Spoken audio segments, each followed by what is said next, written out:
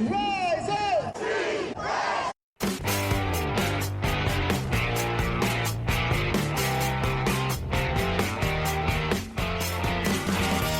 This is the Rise Up See Red podcast, all about the Arizona Cardinals and the NFL, featuring insider and outsider perspectives. Enjoy the best hour of Cardinals talk on the web.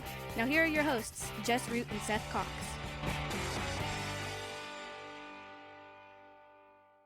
Hello, Arizona Cardinals fans, and welcome to the latest edition of the Rise Up See Red podcast. I'm your host, Jess Root from CardsWire.com, USA Today NFL Wire site that covers the Arizona Cardinals. With me is my co-host from RevengeOfTheBirds.com, SB Nation's Arizona Cardinals site, and one of the hosts of the original Draft Breakdown podcast, Seth Cox from, and we are, guess what, Seth? Episode 500, the big 500. It is our 500th episode since we started back in 2013. I don't remember at what point you came on because I had a few shows before you joined, but it's been a lot of episodes. We talked a lot, and it's in the last couple of years, of course, it's been a lot of losses as we get to talk about. The Arizona Cardinals losing 27-16 on Christmas Eve to the Chicago Bears, and the implications of that with the draft and all that. Seth, first of all, glad you had a great Christmas how weekend. Wasn't only just a Christmas weekend for Seth, who was also a birthday weekend as he gets a touch older. He's still what are you now? 30 what? 38. Yeah. 38. He's still a baby, still a little baby, but with not really because he's got kids graduate from high school and his kids are getting all big. He's reaching that next stage of life. Christmas, birthday, I'm assuming was a fantastic weekend. It was for me with all the family home. Yeah, it's a great time to be with family, enjoy, all the things that we're fortunate enough to have here, and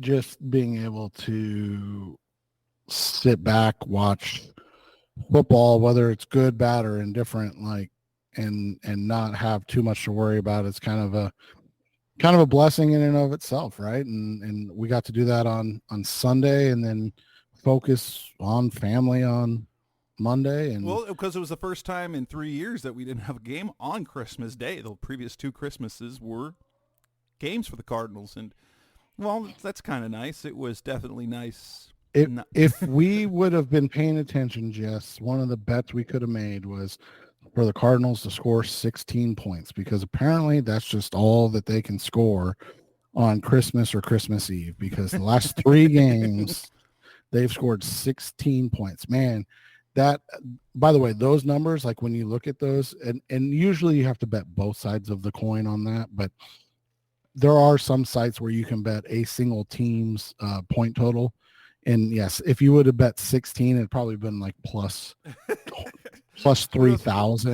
They would have paid for your entire Christmas, right? Right, exactly. Put $50 on it, win $1,500, and walk out of there going, "Hey, even with a loss, this was a great day." But yeah, it was a lot of fun to be able to hang out, watch football all day. And let's be honest,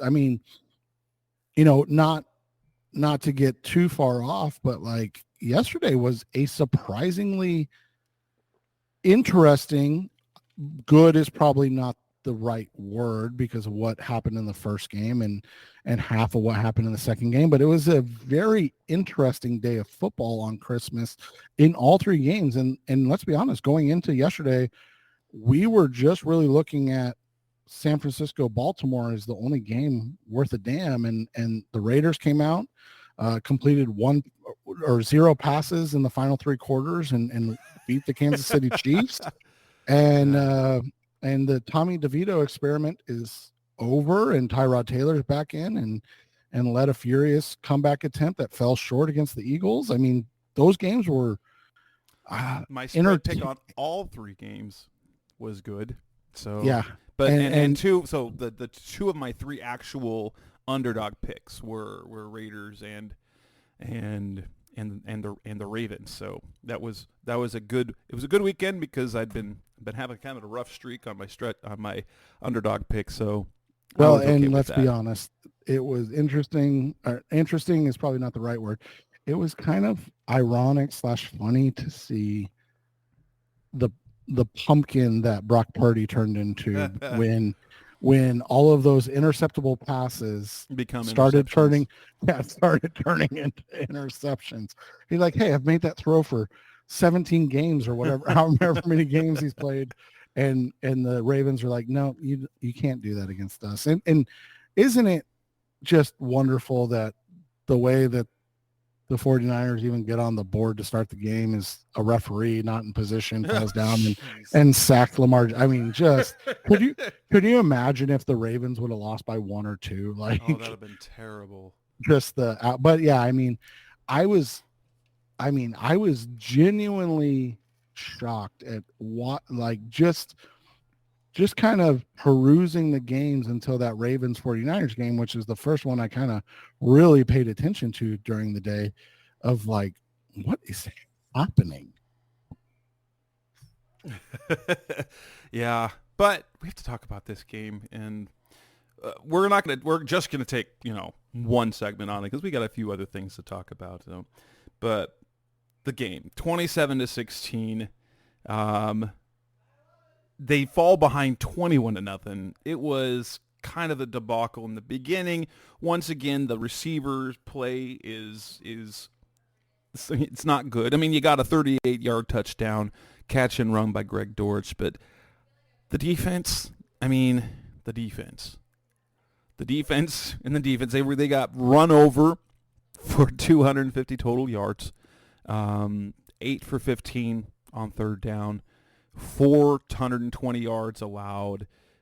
Justin Fields, they almost gave up 2 100-yard rushes as Khalil Herbert went for 112 and a touchdown, and Justin Fields went 9 for 97 and a touchdown. It was a disappointing game.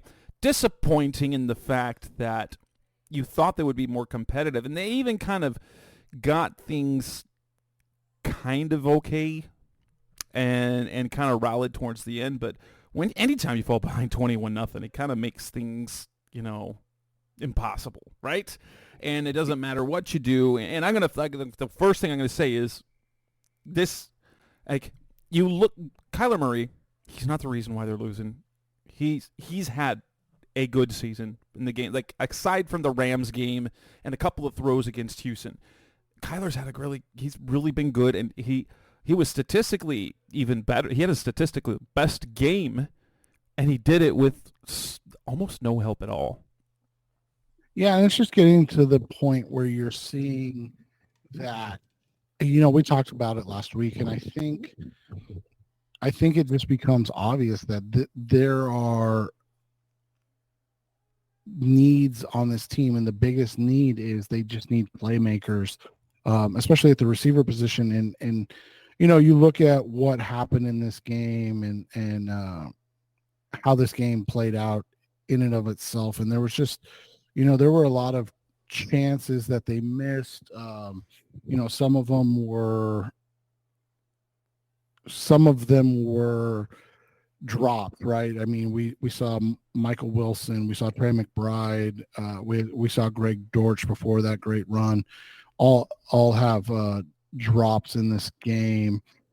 We saw Rondell Moore once again. He's kind of I was texting a buddy of ours, and Rondell and Greg Dortch, they're slot guys only. Like, they literally just don't have a singular offensive weapon that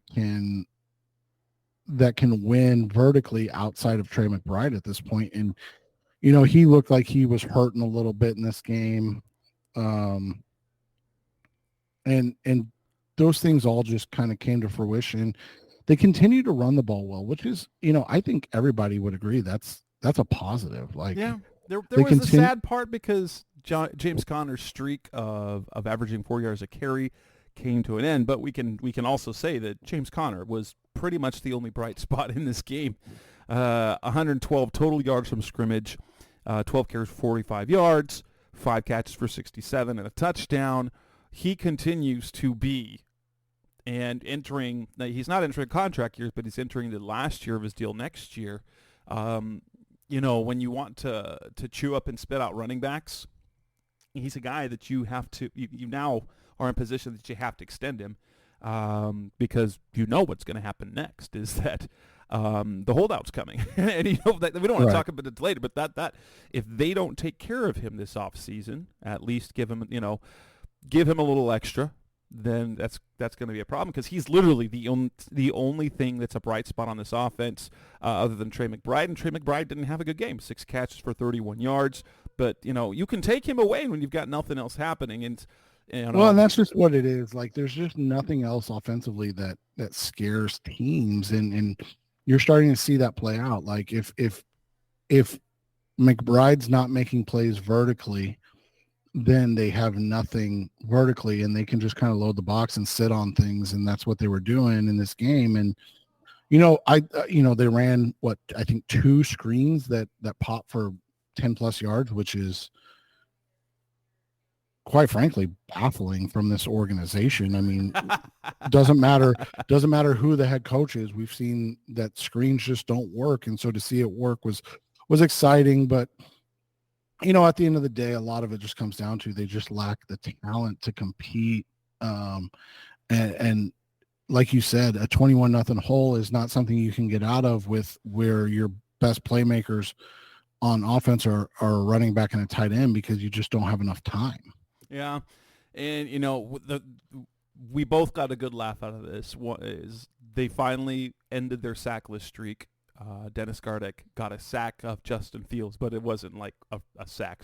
It was, of all the ways to lose the sack, it was Justin Fields scrambled, got out of the pocket, and then ran out of bounds for no gain. Nobody hit him, and so Dennis Gardeck got credit for a sack. So they finally break the streak, but you've now gone 4 games where you haven't, tackled the quarterback for a loss. And then they finally got one, and they called a very curiously timed and called defensive holding call that set up the Bears' first or second touchdown. I can't remember, but yeah, I mean, again, it's starting to come to fruition. I mean, you talked about it when I argued is probably a very strong statement, but you kind of opined on X Twitter that Zaven Collins is fine, but they got to find a guy that can rush the passer. And somebody said, to the extent of, well, why not move him back to inside linebacker? And it's like, he's your best run defender. Why would you move on the edge? Why, people? I don't know. I feel like sometimes people are just like, oh, well, he's good at stopping the run, so he should be able to do it from off the ball. It's like, no, part of the reason he's become so good at stopping the run from the edge is because he doesn't have to make decisions about which way to go downhill. So him playing off the ball would be really timely right now. Right, because they have no talent or ability off the ball. But that was one very disappointing thing we got to see. It was cool.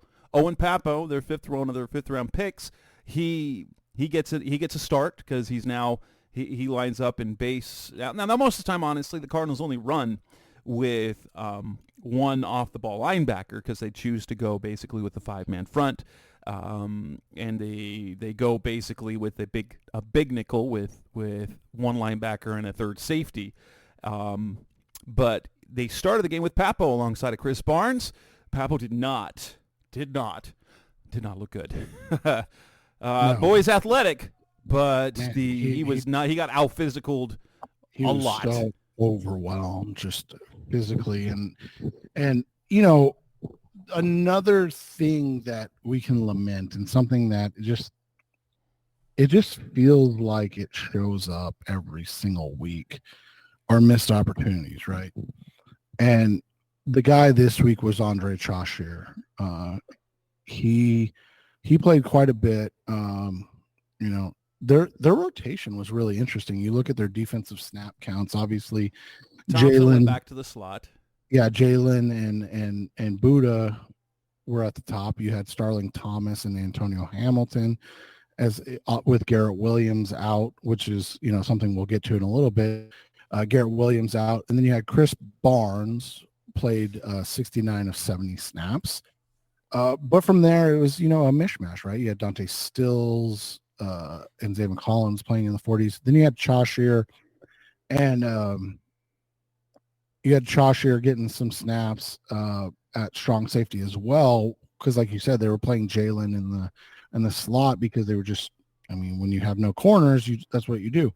But so I don't know if you remember this play or not, but Chaucier had a great opportunity to have a pick six. It kind of changed the entire momentum of the game, and he just drops the ball. And it's always, this is what's always interesting to me, you know, and we like PFF, the whole idea of like somebody grading something, and Chaucier gets a really positive grade for that. And it's like, I get, because he made a play on it's a pass break, but right. But it's like, that's actually a missed opportunity, because instead of being a pick six and all of a sudden the game changes momentum, you're just talking about a pass breakup that leads to a punt. Like nothing. And so those are the things that get to me. And it's kind of, you know, how you and I have always talked about hurries, right? Or you know, or pressures, or whatever you want to call them. Like, it's fine to get pressures, but eventually you have to get a sack too, because those pressures only matter if they turn into negative plays. And when you're playing a guy like Justin Fields or Kyler Murray, those pressures, you know, usually don't lead to negative plays. They actually lead to positive plays for the. And so, yeah, I mean, it's great when you're playing Clayton Tune, right? And that's not to take a shot at Clayton, but like, it's great when you're playing a Clayton Tune. It's great when you're playing, you know, a Kenny Pickett, a Mitch Trubisky. But when you're playing guys like Justin Fields, even if they're not great passers, like they make so many plays, and it's just, yeah. And it's just interesting to look at, because this is just such a hodgepodge team, right?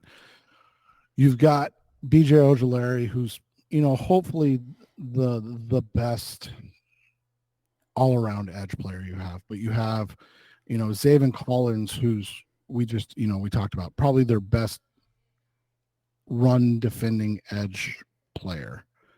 And then you have Dennis Gardeck, who's their best edge rusher, but you can't have them on the same field at the time. So like, if you're playing against that team, if you're playing against the Cardinals and Zaven Collins is on the field, you want to try to throw the football, right? Because that's putting the Cardinals at a disadvantage. And you see Gardeck, you're going to run at him. Right. And so it just becomes this problem of like, you can't even play the chess match, because your chess pieces are all, you know, all knights. Like, if you put all knights out there, yeah, you have the ability to move differently than the pawns and the, you know, the the castles and you know, the rooks and the bishops, but like, you don't have the ability to move in different ways. And that's just what the Cardinals do. It's like, hey, we have this knight and we have this knight, but we don't have anything else. So like, you know, we cannot take advantage of matchups, and that's just where you're starting to see it. Like, I hate saying that they lack the talent, but that's really what it is. They lack the all-around talent. Like, they have the situational talent outside of the defensive line, which is just a you know, a nightmare of nightmares. That, I mean, you and I have covered you've covered this team longer than I have, but you and I have covered this, like you said, 10 years. I have never seen anything like this in terms of just injuries. Like, it's just one of the most baffling things I've ever seen. And you just, I mean, at some point, it's just too much to overcome. It's been comical defensively. Now, it's there. If there's one thing, we've seen this on the offensive line, and thank goodness that this year the offensive line has been intact, with the exception of left guard. And that's really been a blessing to the quarterbacks this year. There's one thing I wanted to complain, and I complained about it on Twitter, and I had a few analytics people come at me. I will fight anyone. I'm like, yeah, I understand the analytics. When the Cardinals scored that touchdown to bring them in with 8, I could not believe why in heaven's name they would go for 2. when they've been so bad at it. And I guess I get it. I get the analytics behind it, but here's the thing. I think it's the wrong decision. Like, why do you chase points like that? But you can even say you get the analytics. As somebody that, and again, my coaching is 1,000% different than NFL coaching, but as somebody that coaches actively, like, I don't understand it, because at the end of the day, the one thing that, whether I'm the head coach and calling plays or talking to my kid's high school coach, who's one of the better coaches in the state, and I have to remind him at times, like, you don't want to chase points early. And that's what they did. Like, if you miss that extra point, let's just say they kick it, Matt Prater misses, right? It's little windy, little moist in Chicago. Bad kick, he misses it. Now they're down 8. Okay. You score again.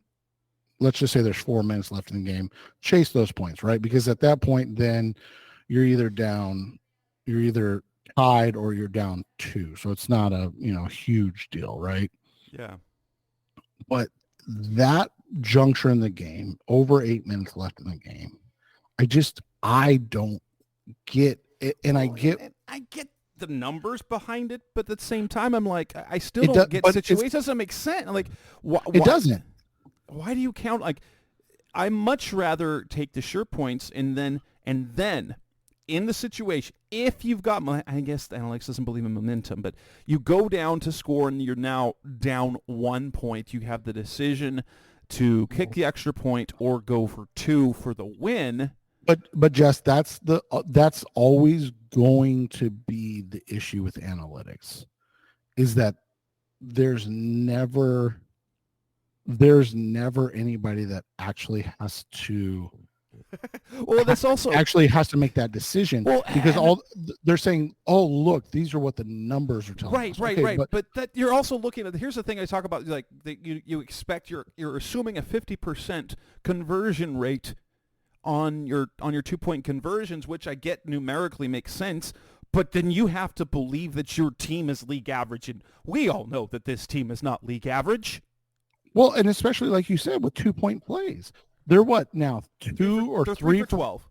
Now, I know that's a small sample size, but when you're looking at analytics, that's assuming like league average. Is this team a league average team? No, it's not. Do not assume that at any point. Yeah, at anything. Unless you're going to say, hey, this team is league average at running the football, then no, they're not league average at anything. And so, yeah, I mean, that's my problem with analytics in a nutshell. Is it's in a box. It's a binary set of numbers, and I get that's what the whole thing is supposed to be, is it doesn't take into account any outside variables. But we live in a world of outside variables, so we have to take those variables into account in every situation. And in this situation, it just didn't make sense. It just didn't. And in the end, it didn't matter. I mean, they didn't score again, so it doesn't. But it felt like, if you're a believer in momentum, it did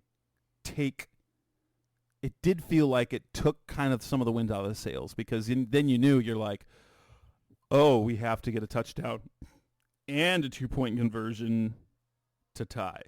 Plus, they had to get a stop, but that's another story. They hadn't. Isn't it amazing too that they can get 1 to 2 stops a game, but it always seems that in an innocuous time, it's like, hey, we really need to stop here, and they're like, nope. Sounds like something. Yeah, it sounds like a you problem, not a us problem.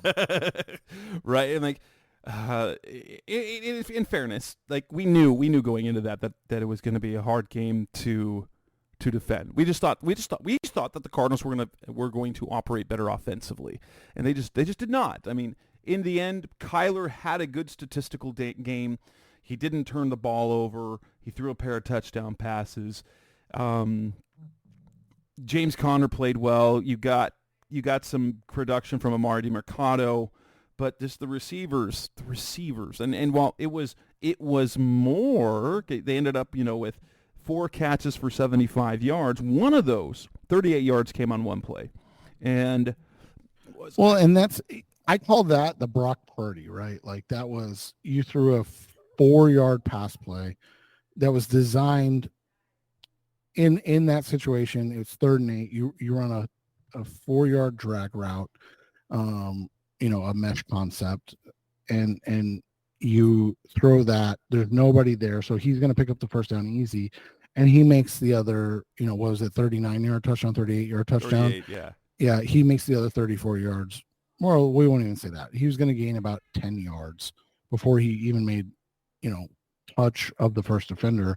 So the last 28 yards were all Greg Dortch. I mean, and that's what bothers me about in general about quarterback statistics is it's like it looks really good that Kyler threw a 38-yard touchdown. And don't get me wrong, it was a great play, but at the end of the day, it's like Kyler threw a 4-yard, drag route that Greg Dortch did all the work on.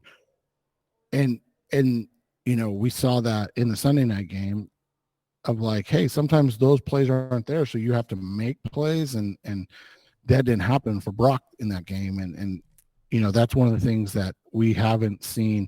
And I go back to this, there's a lot of negatives from the game, a lot of positives from the game, but I go back to this. You have three throws in this game to 3 different players, one of which is supposed to be kind of your best guy in Trey, right? Like he's supposed to be the guy. And that was just an easy drop. Like that was, there was no excuse for that. That killed I think it was the first drive of the game too. That killed the momentum on the first drive, right? And then you had 2 throws by Kyler that were just preposterous. And I think I said Michael Wilson earlier. I meant Rondell Moore. You had 2 throws that were just preposterous by Kyler that you're just like preposterously good. He means, by the way. Oh yeah. They were just. I mean, like you just look at them and you're like, holy crap! Like that's why you're like, okay, like we've talked about the mechanics of the contract and all of that, like, but that's the other reason why you're like, hey, let's see if we can get this guy some help out of guys that will catch those footballs, because the one he made to the Rondell and then the one he made to Greg Dortch were just so absurdly, needle threading throws that you're just like, who, like you said, whether it's the analytics or momentum, you look at it and you go, who knows what happens if they actually catch those balls? Right. Like, so to accentuate the receiver problems, we're going to look at the numbers of their supposed 3 best receivers on this team. Hollywood Brown, Michael Wilson, Rondell Moore. Combined over the last 3 games, they have 5 catches for 41 yards. All of them come from Rondell Moore over 3 games. It's hardly impactful. Obviously, Wilson missed one of those 2 games. He's catches in 2 games. Hollywood went 2 games without a catch and then missed this game. But that just woefully inadequate. There is not a quarterback in the NFL, not a single one, who could succeed with production from their top 3 wideouts like that, period. Well, and we're seeing it. We're seeing it play out in live time. I mean, we're seeing the best quarterback of this generation, Patrick Mahomes, look average to, I mean, God forbid we say it because he is just so freaking good, but below average. I mean, his game against the Raiders yesterday was just so bad. And his last 4 games, he has 5 touchdowns and 5 interceptions. I mean, that's just not anything we expect. And by the way, they're 1-3 in those games. They've lost to Green Bay, Buffalo, and Vegas, and they beat New England 27-17. Like, he's just looked awful. Jalen Hurts, who without a doubt has one of the best offensive personnel groups in the NFL. You go back, his last 4 games, he has 2 touchdowns to 3 interceptions. In 2 of those games, he's thrown for less than 200 yards. In one of those games, he's thrown for less than 150 yards. And again, the Eagles are 1-3 in those games. Like, we're just seeing that the quarterback position is played at on such a week-to-week basis that, and I've said this before, you have Patrick Mahomes, and then every year 2 through 13 just, it changes. Just depends.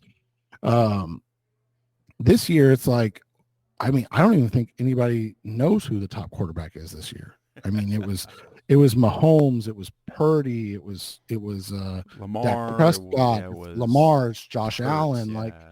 like you've got all these guys, and none of them you'd be like, I mean, like I said, the last 4 weeks, you look at it and you go, is this guy really the best quarterback in the NFL? And it makes it difficult because you look at it and go, I'd love for more consistency, higher level playmaking, whatever it is that you're looking for. But at the same time, it's like, I've seen the other side. I've seen Josh Dobbs and Clayton Tune. Like, we've seen Sam Bradford and Josh Rosen, Max and Hall and Derek Anderson. And I get the idea of, I've said it all along, scared money don't make money. But at the same time, it's like the way the league is going, the highest paid quarterbacks this year. And I said this the other day, like, what right now, and this isn't, again, like, there's no debate, even on this Arizona Cardinals show, there's no singular debate about whether or not Patrick Mahomes is better than Kyler Murray. There's no debate. But over the last 4 weeks, what has Patrick Mahomes done better than Kyler Murray? And that's where I'm like, you have to be very, very careful with how you're just pick up and move on. And like you and I said, like, I don't think that there's a scenario where they move on from after this year, because of it really cuts off the whole rebuild idea, just because if you do move on for any reason, you can't keep him on the roster. You can't keep Kyler Murray on the roster. And then you don't have any cap space. Right. So you're accelerating cap space, and now you're using that asset that we're about to talk about. You have that number 2 overall pick. And yes, you're using it on a player, and you're hoping he turns out to be CJ Stroud and not Bryce Young. But you have nothing else on top of that, because all of a sudden you can't trade that pick, or you can't add that pick to other things, because you have to use that on a quarterback. And that, again, if you get CJ Stroud, yeah, maybe that takes you to a 500 team next year. But then you're talking about a whole nother can of worms, right? Because now you're like, oh, now you don't have a high draft pick, and you're 500, and you need to improve somehow. And so, like, I just feel like, as we'll talk about shortly, that even though I would say mediocrity that we've seen from Kyler Murray this year, he's been very average. It shows me enough that if you get more around him, that you can put him in a better place and a chance to succeed next year. And then if that doesn't work out, then you have the assets, ideally, to be able to move on without handicapping yourself in free agency as well. Absolutely. Coming up next on the Rise Up Zero podcast, Mr. Cardinals Talk on the Web, let's talk about their draft position, because it's gotten better. That's coming next on Rise Up See Red. We're back on the Rise Up See Red podcast, Mr. Cardinals Talk on the Web. Over the Christmas weekend, the Cardinals were given 2 gifts and almost a third. In either case, they now, thanks to a win by the New England Patriots over the Denver Broncos on Sunday night, last second field goal. Granted, this was a game the Patriots were clearly ahead of, and then petered away their their lead, and then won it on a last second field goal. They now are behind the Cardinals and the Commanders. The Patriots move from number 2 to number 4 in the draft order. The Cardinals are now the only 3-win team in the NFL. The Panthers darn near won that game and almost got to 3 wins as well.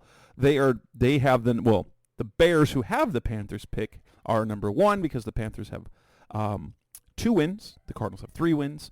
The Patriots and the Commanders each have 4 wins, and the Commanders almost pulled the cup. They were getting their pants whooped off. They were getting the pants beat off them by the New York Jets, and they came back, had a lead only to give it up in the last minute, which would have put the Cardinals in a really good spot because they would have been ahead of the Patriots. They'd be a game like they'd have a 1 fewer win than the Patriots and 2 fewer wins than the Commanders. We've been wanting the Commanders to win because it gave them some space to breathe to still have the 3rd pick, even if they messed up and won a game. They also got some help by the fact that the Cleveland Browns hammered the Houston Texans, although the Texans' pick did not move. They are now 8-7. They have the 16th pick. If they can get one more loss, that'll probably, well, they're still in contention in the division, but they've got a couple of division games coming up. So the Cardinals now have the number 2 pick, and their final 2 games, it almost guarantees, because it would take them winning their final 2 games, and they've not won 2 games in a row all year, against the defending NFC champions in the Philadelphia Eagles and then the Seattle Seahawks, who are currently a playoff team. If they don't win a game the rest of the way, we know they're number 2. We basically know that they're in a position where they will win. They will be no lower than 4th overall, and that really puts them in the position because they play the Eagles and the Seahawks. Washington, they have the 49ers and the Cowboys left on their schedule, although they could pull an upset this weekend.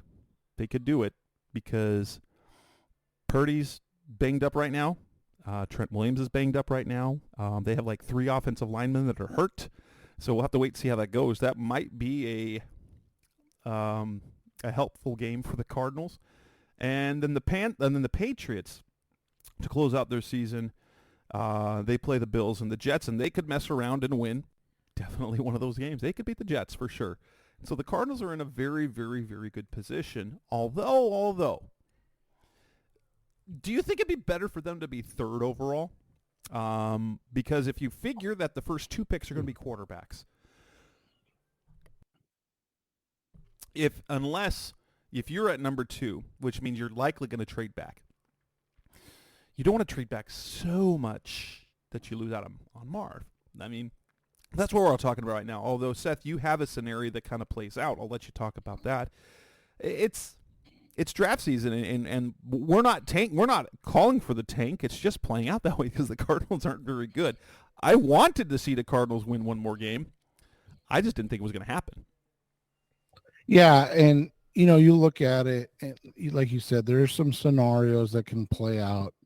Number 2 puts them in an intriguing position because it puts the onus right now on other teams to give them what they want. And what I mean by that is either you give the Cardinals a reason to move down, let's say no lower than 7, right? So you give the reasons to the Cardinals from 2 to 7 or 2 to 4, whatever.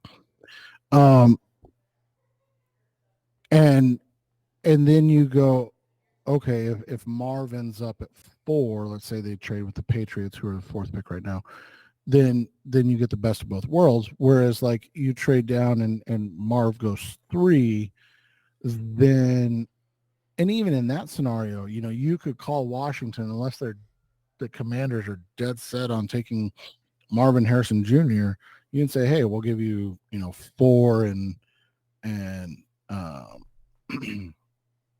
the extra 3rd round pick we got in 2025 to move up to 3 and take Marvin Harrison, and then you still end up with that extra 1st round pick from the New England Patriots or and whatnot. Commanders ideally still get the quarterback, assuming they're going to go with quarterback at this point. Yeah, you would think that they'd have to, and so that's the other question: is Jaden Daniels, is Bo Nix, or whoever the quote-unquote 3rd quarterback is, are they worth that? And that's where the question starts to come into play. For the Cardinals, I think there's a couple things that you look at. The first thing with that second pick is, obviously if you desire, and we've kind of laid out the reasons why we wouldn't go that way, but it doesn't mean anything. We're just guys on a podcast. If you desire to draft a quarterback, you get one. If you don't, and you say, hey, we understand that the trades will be there, but the reality is we can't pass on Marvin Harrison Jr. or Olu Fashanu or Joe Alt or whatever the name you want to throw there is. We can't leave to chance. So unless the Washington Commanders give us something, we can't go down to even 4 because we have to be able to get our guy, whoever that guy is. But I think just being at 2 gives you more options because that guarantees you one of the top quarterbacks is there. Whereas if you're at 3, you can't guarantee one of the top quarterbacks is there. And you basically are putting yourself in a position where you say, and I get that you're doing that with 2 as well, but is Marvin Harrison Jr. worth X? We talked about the Will Anderson decision last year. I think Will Anderson is still the best player from the 2023 NFL draft. I think he's a phenomenal player. But you look at what they got in return, and if you end up getting, Paris Johnson Jr., and let's say they add, just throw a name out there who's at the consensus at 16, Jared Verse or Chop Robinson or, who's the J.C. Latham or the big guy out of Oregon State. Can't remember his name. Talisi Fuaga, right? Like if you end up with those 2 guys, are you going to be like, oh, I can't believe they didn't get Will Anderson? No, I mean, Will Anderson's great. But like if you end up being able to get a starting tackle and a starting edge or 2 starting tackles, I think everybody walks away going, that was a good trade. Like well worth the trade. So those are the scenarios. And right now, like I've said, on the consensus big board from NFL mock draft database, it's Jared Verse. So like if you walk away from that Texans trade with Paris Johnson Jr. as your, left or right tackle moving forward, and then Jared Verse as your top edge rusher, I think you go, hey, that's a good trade. And I know people will go, well, all right, let's compare Jared Verse to Will Anderson. Okay, Will Anderson's better. I don't think anybody's really going to say that. Doesn't mean that he'll be a better pro or have a better career or anything of that nature. But he, as a prospect coming out, there's no question Will Anderson Jr. is better. But is he better than Paris Johnson Jr. and Jared Verse? And that's kind of how you have to look at it. So that's just kind of where I'm at with it. I've run through some scenarios, and the one that keeps popping up now is the Cardinals sitting at 2, right? The Cardinals sit at 2, and the first team that calls is the New England Patriots. So if you are the Cardinals and you're sitting with the second pick in the draft, and the Patriots call and say, hey, we have the 4th pick, and you go, okay. And they say, we'll give you 1 and 34, or 36, excuse me. 34 is a Cardinals pick. 36. Okay. Well, throw in next year's one. They're going to be like, yeah, it's a little too much. Okay. So let me ask you this. You go 1 and 80 or 81, whatever the Cardinals extra 3rd round pick that was from Houston. So you go 1 and 80, but you get 4, 36, next year's 1st and next year's 3rd. I think you do that every time. And then you just kind of let the draft fall as it may, right? Like, okay, Marvin Harrison goes 3rd. Now all of a sudden you have Joe Alt, you have Olu Fashanu, you have Malik Neighbors, and you have the kid out of UCLA, Latu, the edge rusher. And then you've got the top interior defensive lineman and corners available. Like, At 4, you're still talking about you have the number one player at every position, sans wide receiver. And I told this to Jess off the air. Malik Neighbors is 100 times out of 101 times he's wide receiver 1 in a draft. He's just going up against a guy that is on a plane of Calvin Johnson, Larry Fitzgerald in terms of prospect status in Marvin Harrison Jr. I mean, Malik Neighbors is a guy that you look at in every other year and you go, oh man, this guy is a phenom, lock top, 5-10 pick. And he's the second best wide receiver in this class. That's just how good Marvin Harrison Jr. is. It's not a shot by any means at Malik Neighbors. So, I think obviously 1's the most ideal because you control the draft completely. But I don't think 2 is a bad spot to be in, especially with who follows you. Like you said, the Commanders, the Patriots, and the Giants. All 3 of those teams probably need a quarterback. Yeah. And so you can look at it and say, hey, 5's the limit of how low we'll go.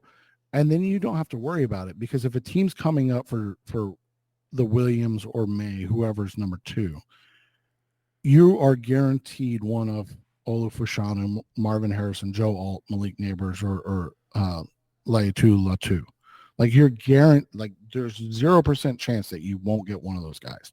And then you just have to trust that Monty is going to make the right pick.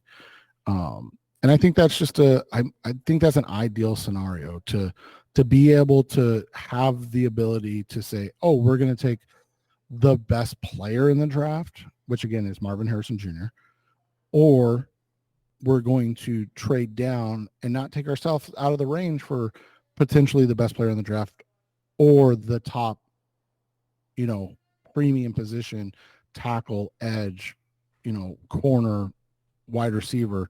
Like we still have those choices that we can make. And I just don't think you can really go wrong with that while you continue to kind of build, because that's the biggest thing that we have to look at. And by the way, for anybody that wants to move on from Kyler, that is the scenario you're hoping for, is that they get 2, they trade down to 4 or 5, pick up whoever it is, New England's, New York Giants, whoever it is, their first round pick next year. And then even if you just end up with, let's say the Cardinals end up at 7 and 10 next year, which right now would have them, picking in the 10 to 13 range. And then the Patriots in this scenario end up at 8 and 9. So they're picking in the 16 to 18 range. If you end up with 13 and 16, guess what? It's a lot easier to go get number 2, right? Or number 1 for the top quarterback in next year's draft and move on. And like we said, all of a sudden you still have your cap space. You were able to put the team together and then go get the final product of whatever it needs to be. Whereas right now they're definitely, I don't think anybody would argue with this. They're definitely still in the stage of they have to build. They have to continue to build. Oh my gosh. Because they just lack so much talent all over. Coming up next on the Rise of Sierra podcast, Best of Cardinals Talking Web, we will wrap up. We'll talk briefly about a roster move that happened on Tuesday. That's coming up next on Rise of Sierra. We're back on the Rise of Sierra podcast, Best of Cardinals Talking the Web. Cardinals made a roster move that was probably predictable to be coming around at this point. They released Marco Wilson, getting rid of yet another Steve Keim draft pick. There was a time, if you remember, Seth, that if there was any player that we could point to as kind of Steve Keim as an evaluator, it was this one, because he looked at Marco Wilson and he said he's got top cornerback potential, and he went up to trade him. He believed that he was the steal of the draft, and rookie year, last year he was pretty fine, like he was not bad.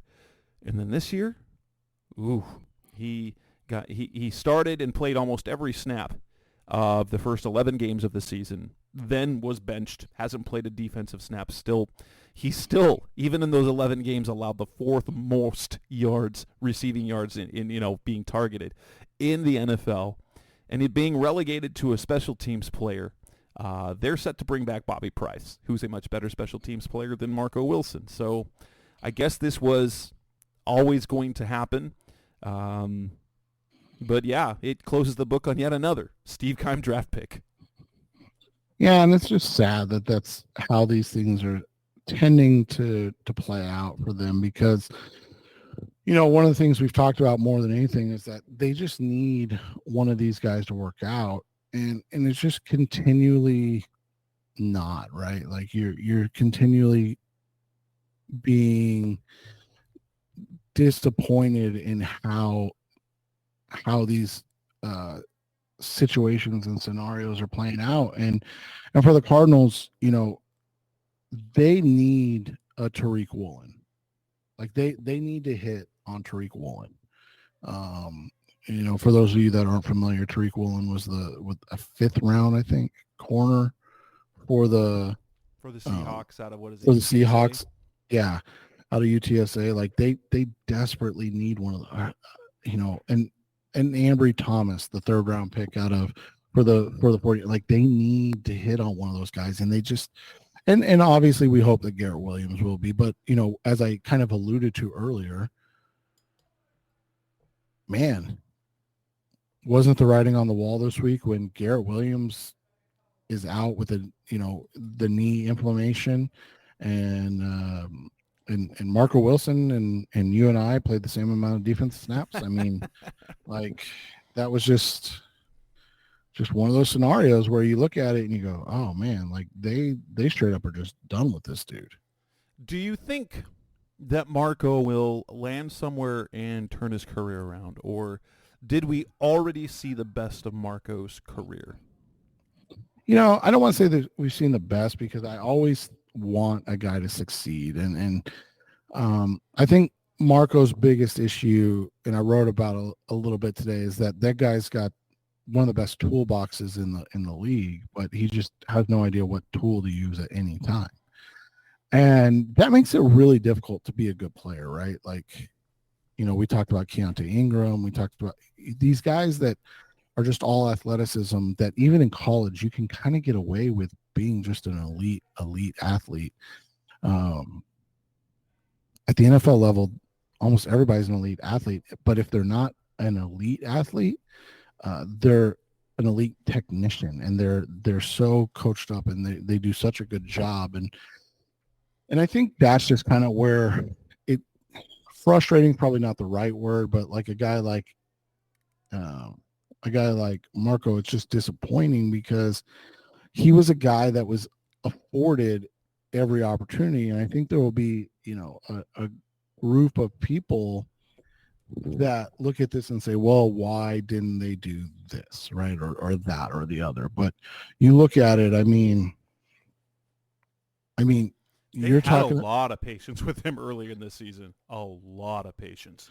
Yeah, and he just is a guy that just doesn't seem like it has clicked for him, which doesn't mean it won't. I mean, it doesn't at all. But when you look at corners in this league, it's hard. It's the hardest position to play in the NFL, especially as the rules continue to evolve in favor of offenses, right? Like it's almost impossible to be a cornerback in today's game. And, as somebody that, and again, I'm talking an 8th grader versus an NFL player, but as somebody that has a kid that is literally in the midst of trying to become a corner and wants, and is out there competing and learning, like the game is so difficult now for these poor kids. And I go back and I look at, Marco this year, 11 games played on defense, played in 15, but, the last 4 have been special teams only. 11 games played on defense. He's allowed 727 yards. Like, that's an absurd number for a third-year corner. Yeah. You go back to his rookie season, which admittedly was not great, right? And in 13 games, he allowed 588. You go back to last season where, you mentioned it. It looked like he was starting to improve, like starting to kind of come around, and he allowed 546.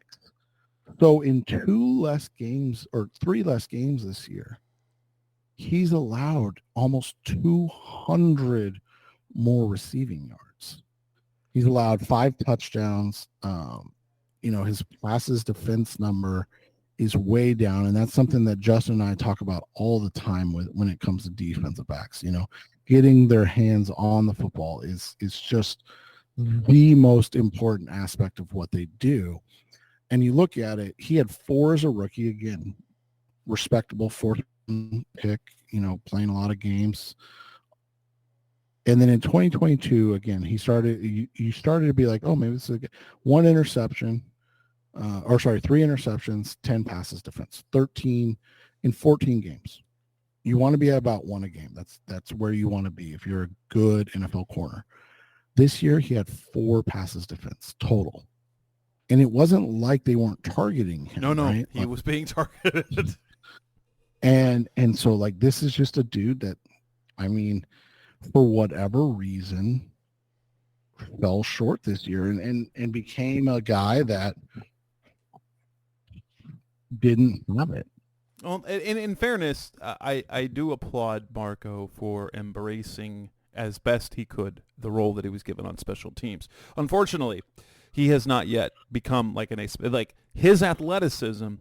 He's a guy who could be an absolute dog on special teams. I don't know if his ego would allow that because he's always been the guy on defense. Like he came in as and Florida's a starter, was starting as a freshman. He has the mentality of a number 1 corner, and that's different than the type of mentality you have to have, say, that Antonio Hamilton, who, he believes he's player number 54. So he even if he's starting, he still believes that they're trying to cut him. And so that's the way he attacks his job every single day, that he attacks special teams, he attacks every practice rep, and Marco just doesn't have that. I would hope that he can at least develop into a stud special teams player that can have, play another 8 years in the NFL, or ideally he can become a decent player, and then we can lament, well, the Cardinals coaches couldn't get out of him and someone else did. Well, and that's the thing is, like, we always want these guys to succeed, and hopefully it's with Arizona, but at the same time, you look at it, you've got a guy who just with 2 coaching staffs, with 37 career starts. And again, the numbers don't have to be hard and fast, but like he should be around a certain amount. And for him to have 21 career plays on the ball is just in 37 starts. It's just a guy that lacks one of the key elements of being a good defensive player, and that's finding the ball when it's in the air. And that is what makes great players or great corners in this league. And so, it's definitely unfortunate. It's unfortunate in a number of ways, but the biggest one is obviously that they just desperately need something to work at that position. It's not working. Yeah. Coming up next on the Rise of Seared podcast, Special Cardinals Talk. We'll have one final little bit. Talk about the latest injury. Another one on the defensive line. That's coming up next on Rise of Seared.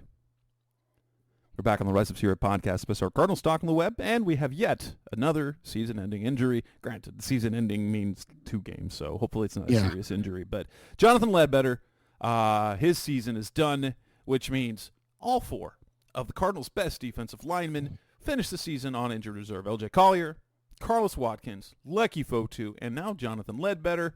Final 2 games. That leaves Kevin Strong and Dante Stills as the only 2 defensive linemen remaining from the beginning of the season. That's incredible. It's legitimately one of the more baffling things I can remember, man. And, you go out and you kind of just look at what's happened this year for this team and to see them genuinely not have, and I don't mean this to come off the wrong way, but just genuinely not have a guy that you can look at and be like, hey, this is a good football player, left along the defensive line is kind of baffling, is it not? No, it's crazy how that particular position has been. We knew the defensive line was going to be great, but you had hope for the upside of Collier. You had veteran consistency from Carlos Watkins. You had, rotational guy. Jonathan Ledbetter coming into this season, he was perhaps the most consistent guy they had on the D-line last year. He was very consistent this year. He's nothing special, but, he could be back next year. He's going to be a restricted free agent.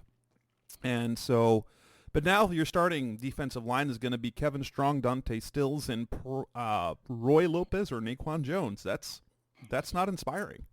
No, and it's just unfortunate that one position, that's why I said I've genuinely never seen one position group just take such a hit. It's crazy to see it. And considering how thin they were, we knew going into the season, that was a thin position in terms of talent. Yeah, and just to see it get tested and then tested again is just, it's crazy, man, that's how it's played out this year. And I mean, I couldn't have dreamed up in my wildest dreams that this would have happened. Only the Cardinals. Oh, we'll have to wait and see. I hope it's not a serious injury. Hopefully it's just one of those things that, hey, he hurt his knee and he wasn't going to play the last 2 games of the season because it's just, a sprain. Hopefully it's not something serious, especially because he's not under contract next year. Restricted free agent, meaning that the Cardinals, if they decide to tender him, would bring him back at $2-point-something million. Yeah, then that's a bummer. Means more opportunities for Dante Stills and Kevin Strong. Hopefully they're both healthy. But DeAndre Swift and Ken Walker over the next 2 weeks. Good luck. So we're down. So we're down. Not only that, down their 4 best defensive linemen, their 2 best linebackers, and they're playing rookies. Yeah, it's just quarterback. It's just so absurd that this is where this team is, man. That this is. I've never seen anything like this, and to see them in a position where they don't even have an NFL caliber starter at this juncture it's straight up baffling, man. Yep. And with that, we will wrap up this edition, episode 500 of the Rise Up C-Red podcast. Mr. Cardinals Talk on the Web. Seth will be back later this week, and hopefully I can get something set up as we prepare for the Cardinals and Eagles in Week 17, a game that, while I think is, of the 3 that they had left, I think this is the game where they might F around it and win, not because I think that they can actually compete with the Eagles. It's just one of those things that would happen. But, that defense, the Cardinals defense going up against that offense of the Eagles. Good night. DeAndre Swift and Kenneth Gainwell, they're going to rush for 300 yards, aren't they?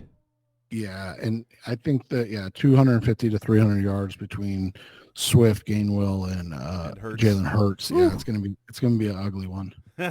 We'll talk about that later this week. That's Seth Cox. I'm Jess Root. Thanks for listening, as always.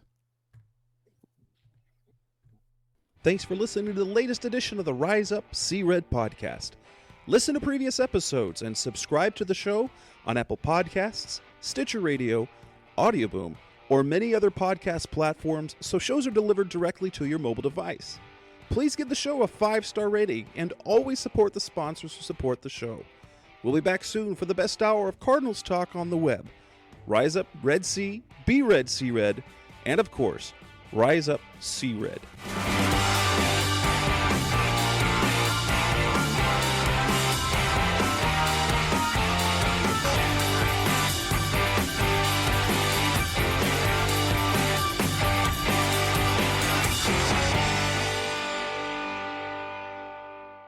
Roll!